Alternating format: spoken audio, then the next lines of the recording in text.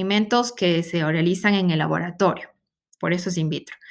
Entonces, el primer paso en la polimerización de la actina, que se denomina lo que es la nucleación.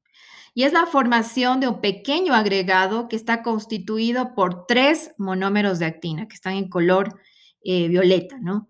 Los filamentos de actina son entonces capaces de crecer, van a crecer por adición reversible de monómeros a ambos extremos, pero el extremo protuberante crece de 5 a 10 veces más rápido que el extremo puntiagudo, ¿no? El extremo protuberante es del extremo positivo, ¿no? Y el extremo puntiagudo del extremo negativo.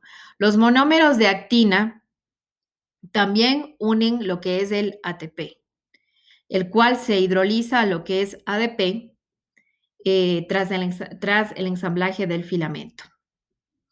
Aunque el ATP no es totalmente necesario para la polimerización, se sabe que los monómeros de actina que tienen unido el ATP polimerizan mucho más rápido que aquellos que no tienen unido ADP, ¿sí?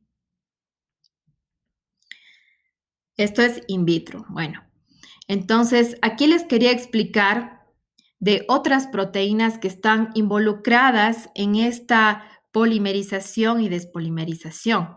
Entre estos tenemos la ADF-cofilina. Esta ADF-cofilina es capaz de escindir, o sea, es decir, como de cortar, de romper los filamentos de la actina. Aquí vemos en color rojo, ¿no?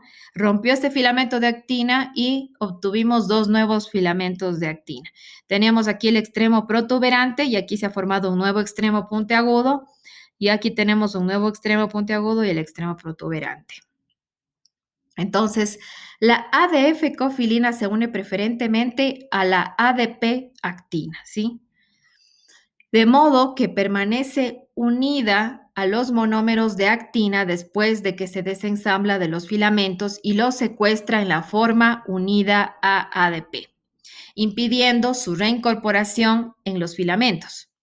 Sin embargo, hay otra proteína que va a revertir este efecto, que se denomina la profilina, ¿sí? La profilina, en cambio, lo que hace es estimular la incorporación de monómeros de actina en los filamentos. Esta proteína actúa estimulando el intercambio de ADP por ATP, ¿sí? Y disociando los monómeros de actina ATP de la cofilina para que se encuentren así disponibles para su ensamblaje en los filamentos. Ahora quería hablar de otro tipo de proteínas que sobre todo lo que hacen es regular la longitud de los filamentos, ¿sí? La polimerización y despolimerización. Y son proteínas que cubren las terminaciones de los filamentos de actina. Entre ellos tenemos la CAPZ, que se une con alta afinidad a la terminación positiva, ¿sí?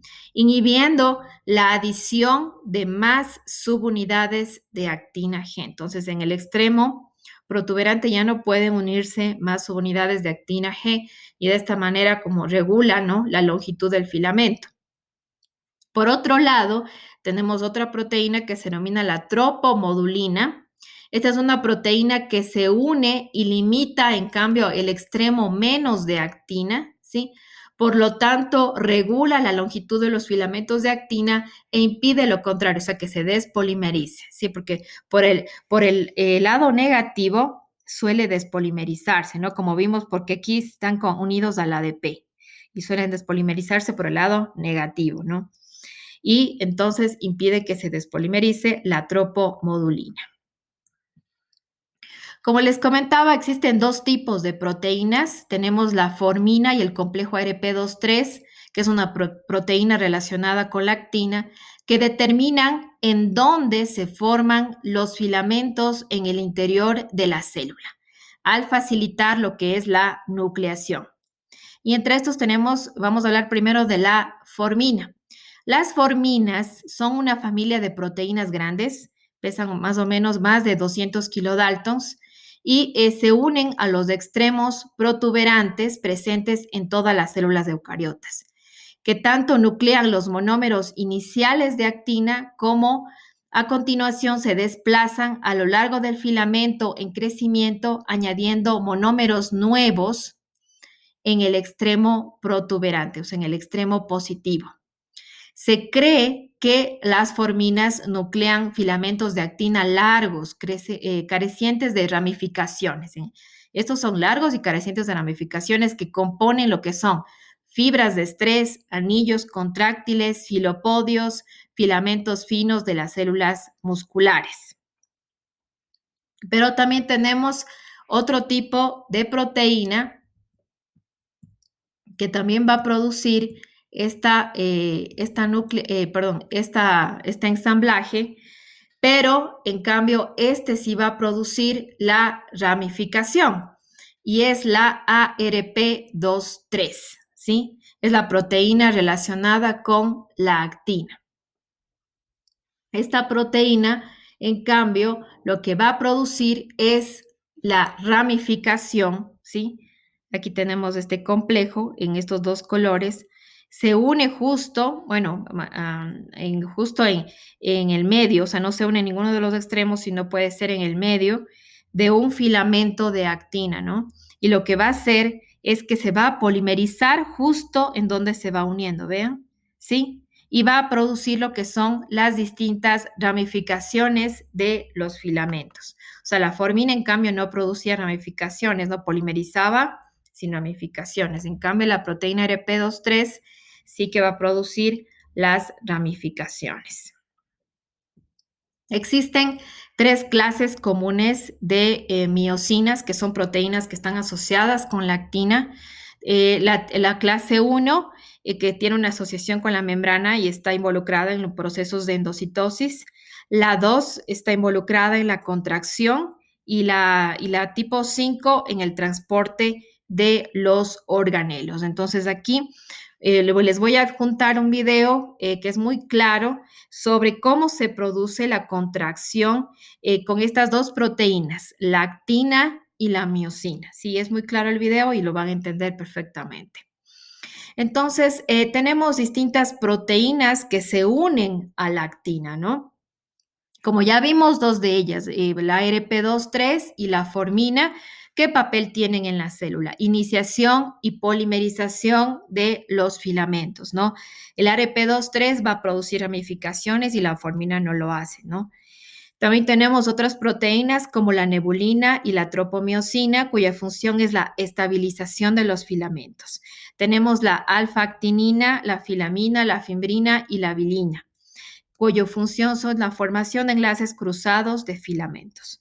También tenemos la CAP-Z y la tropomodulina, que ya lo vimos anteriormente, que son caperuzas, que lo que van a hacer es modular, ¿no es cierto?, la longitud de estos filamentos de actina.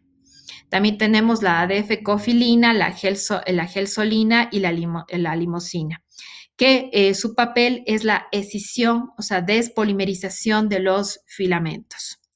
También tenemos la profilina, la tuinfilina, cuya función es la unión de monómeros. La distrofina, la espectrina, la talina y la vinculina se involucran con la unión de filamentos de actina a las proteínas. Por ejemplo, la principal proteína que proporciona la base estructural del citoesqueleto cortical en los eritrocitos es la proteína de unión a la actina que se denomina la espectrina, que está relacionada con lo que es la filamina. Entonces, vemos lo importante que son estos microfilamentos dentro de la célula y cumplen varias funciones, ¿no? En el próximo video explicaré lo que son los microtúbulos. El tema de hoy es el mecanismo de la contracción muscular. Recuerda que la unidad funcional de la contracción del músculo esquelético se llama sarcómero. Tenemos el músculo esquelético que está formado por haces, los haces están formados por fibras y las fibras por miofibrillas. Esas miofibrillas tenemos dos tipos, las delgadas que son las actinas, el filamento delgado que es la actina y el filamento grueso que es la miosina. Recuerda, el sarcómero es la unidad funcional, se encuentra entre dos discos Z. Hoy vamos a ver el mecanismo de la contracción, que es muy importante que lo sepas. Como puedes ver ahí, los filamentos delgados y gruesos. Veamos qué es lo que ocurre dentro.